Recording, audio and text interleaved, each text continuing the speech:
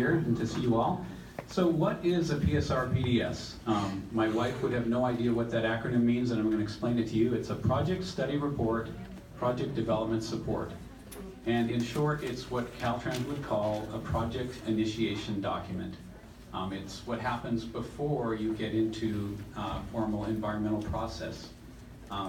So part of a PSR PDS, which is, there's copies in the lobby there I see.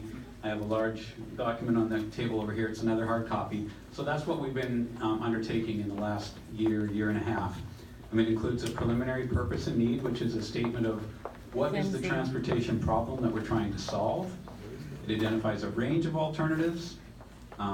It has a preliminary schedule, and its basic function is it allows Caltrans to forecast the resources they need to move this project into the next phase.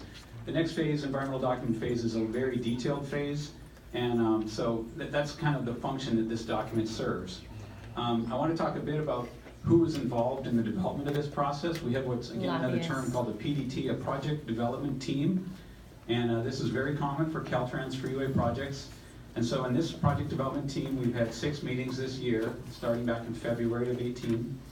Caltrans, OCTA, the County of Orange, Sandag, Camp Pendleton, and 9 cities have participated either by phone or in person in each of these 6 PDT meetings.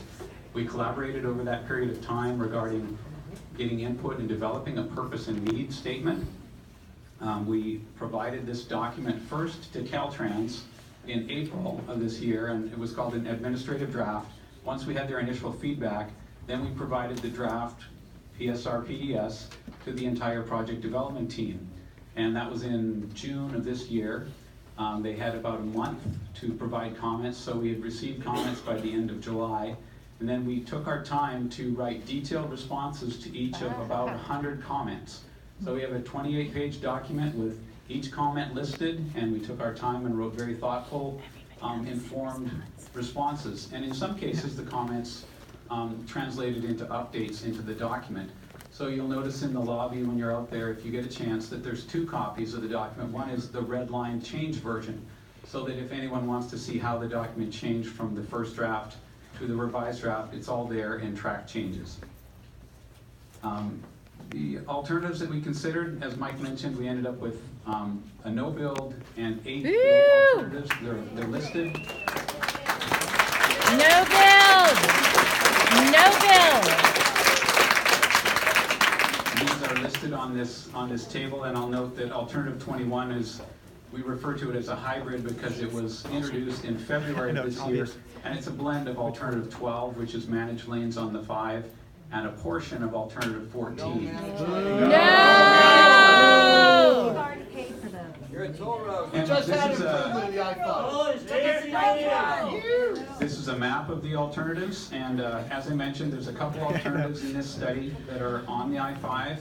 There's 3 alternatives that would provide an extension of the 241, and there are several alternatives that are more oriented east-west.